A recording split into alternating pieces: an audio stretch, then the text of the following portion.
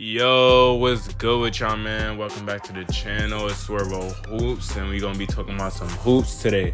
Now, for the topic of today's video, we're gonna be talking about everything we learned in the conference finals. Now, if you missed the previous two videos that I did on the first round and the second round, I heavily suggest that you go check those out and give you better insight on what I was talking about throughout the previous series in the playoffs. And we're going to be doing the series by series, man. Just my takes on what happened in these series. And, well, in this series, excuse the nigga, man. I just ate on some shit, feel me? But, feel me, this one's going to be about the conference finals. Now, this one's also going to be shorter than the rest of my videos because, I mean, only 4 teams make it to the conference finals. 2 in the West, 2 in the East. So, yeah, man, let's get into today's video. If you're new to the channel, don't forget to like, subscribe, and comment your take on what you thought about this year's conference finals. I mean, I know there was a lot of injury bugs in terms of superstars that just wasn't there, in terms of Denver, the Lakers, even with the Clippers, and just in terms of how even the series went in terms of these specific 2 series and injuries as well. But we're gonna dive into all that, man. Fuck it.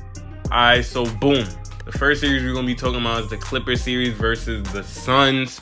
And obviously, we know, yes, Kawhi being injured drastically changed the outcome of this series. And who knows what would have happened if he was healthy for this series, because I don't want to discredit the Suns for the win in the series. They were still a really good team. And mind you, they were the 2nd seed in the West this regular season.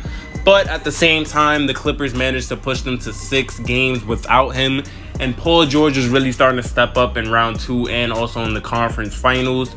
Now, in this series, I'm not going to lie, the stars from both teams didn't really dominate throughout the entire series. Like, I feel like Devin Booker, Chris Paul, and Paul George all were pretty inconsistent in a sense in terms of the field goal percentage and just the shot selection a lot of the times. Patrick Beverley, you can tell, was definitely bothering Devin Booker a lot off the ball. And then on Paul George, I feel like he just had some moments in this series where he just took some bad shots. But because he's Paul George and he's a very talented player, he can hit bad shots and still drain them at times, you feel me? I do feel like he was a bit hesitant at attacking the rim, but ever since his leg injury, I feel like that's just the Paul George we've gotten. He settles a lot on jump shots, and he's gotten fewer free throw attempts because of it.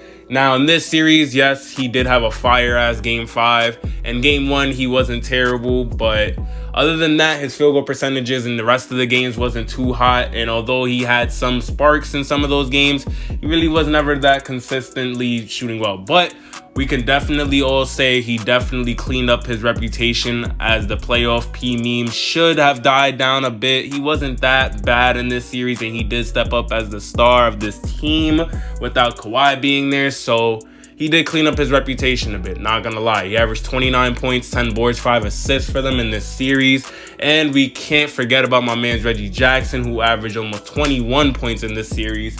And he was probably the most consistent player out of all the players I named, to be honest. Like, he was really solid in this series, and a surprising player at that in this playoffs who's just been playing really well. But aside from that, Chris Paul missing games 1 and 2, Cameron Payne having his 29-point game out of nowhere and just being an effective-ass role player for them in this playoffs as well. I mean, just a whole lot of shit we could talk about when it comes to this series. But yeah, man, I mean, Suns ended up taking it. Can't discredit them even though Kawhi was out, but they play really good defense coming from both sides. There was a lot of low-scoring games. And to top it off, Chris Paul did have himself a 41-point game in Game 6 in Los Angeles against the team he played 6 years for and never made a finals with. You can't ask for a better ending than that. And yeah, man, let's get into the next series. In the next series I'm going to be speaking about, and the only other series I could be talking about in the conference finals of the NBA, because there's only 2 series that be going on.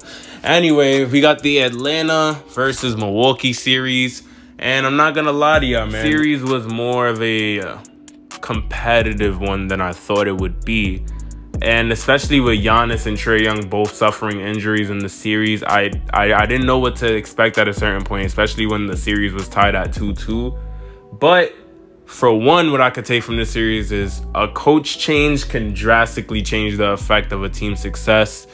Obviously, I mean, that's always been a thing, but we've just seen Atlanta go from a team that barely was going to make the playoffs in the Eastern Conference to a team that made the conference finals in the East. You feel what I'm saying? In a year. So shout out to Nate McMillan for that. I mean, shit, they did what they had to do and they made it here. And from the Bucks side, I mean, I feel like, my opinion, this is a little off topic. I mean, not really, but Giannis's weaknesses is really obvious. And I feel like if teams were healthier, he wouldn't have made it this far in the playoffs. But that's a topic for another video. But it really displayed in this series how much of the help he has on his team. Like, although, yes, Middleton has his inconsistencies and up and down games, whatever. And Jrue Holiday also as well in this playoffs. But in this series, he played really well, averaging 22 and 10. And on top of that, with Middleton averaging 24 in this series. I mean, he has a good supporting cast. We can't even lie. Brook Lopez did his thing in this series as well. The supporting cast on both teams, they both did their thing. Now, with Atlanta, we've seen how they defense really just cannot stop anything in the interior. Even though Clint Capella is a really good shot blocker, outside of him, they don't really have any other good defenders on that Atlanta team. That's where I feel like DeAndre Hunter was a very big loss for Atlanta.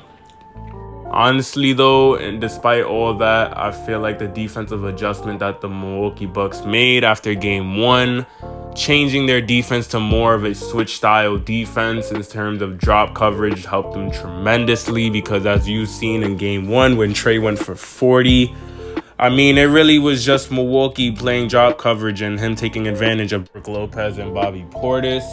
And honestly, they played Giannis more at center. They had him switch on to Trey at a couple of moments in the game. That made it tougher on him as well.